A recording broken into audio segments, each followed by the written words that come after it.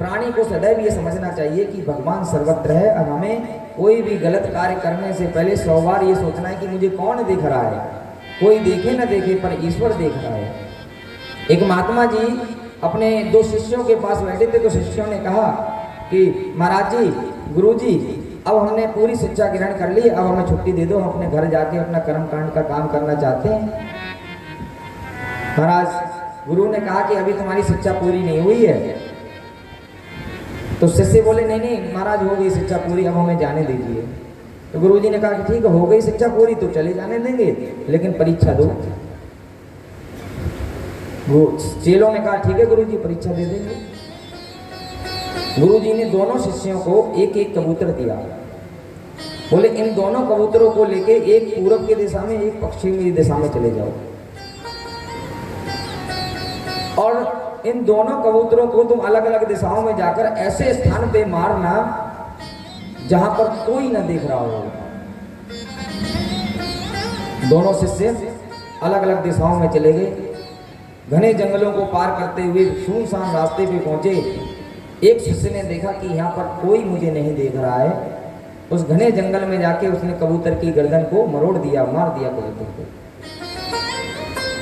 दूसरा शिष्य घने जंगल में पहुंचा, उसने देखा यहाँ पे मुझे कोई नहीं दिख रहा है, मैं भी इस कबूतर को इसी स्थान पे मार देता हूँ। जैसे ही उसने कबूतर की गर्दन को मरोड़ना चाहा, महाराज गुरु जी की एक बात याद आ गई कि जहां कोई नहीं होता है वहां पर भी भगवान होते हैं। भगवान सर्वत्र हैं, कण कण में विराजमान हैं। पेड़, पत्ते, फूल, पौधे, हर एक कण में भगवान है। गुरु जी की इस बात को स्मरण करके उस शिष्य ने उस कबूतर को नहीं मारा और वापस आश्रम में आया। तो गुरु जी ने पूछा क्यों भाई, तुमने कबूतर को नहीं मारा? बोले गुरु जी, आप ही ने तो कहा था कि भगवान सर्वत्र है, हर कण कण में समाया है।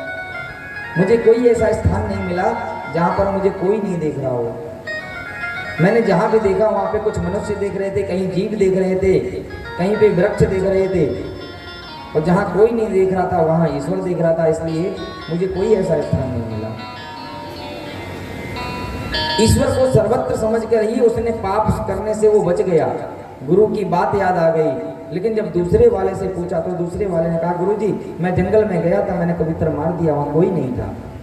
गुरु जी ने कहा कि भाई इसकी शिक्षा पूरी हो गई है, वो तो जा सकता है, और जो मार के कबूतर लाया है वो अभी शिक्षा से वंचित है, वो उसकी अधूरी शिक्षा है, उसको भी आश्रम में है। प्राणी वही पाप कर जाता है जहां उसे लगता है कि कोई नहीं देख रहा है। इसलिए हमें सर्वत्र ये समझना चाहिए कि हर जगह भगवान विराजमान है, मेरे हृदय में विराजमान है। गोपियों को भगवान आत्मस्वरूप की शिक्षा दे रहे हैं और भगवान ने उनके माया का आवरण हरण कर लिया और सदा सदा के लिए उनको एक स्वरूप कर दिया, विकारों से मुक्त कर दिया कि अब कोई विकार तुम्हारे जीवन में नहीं आएंगे।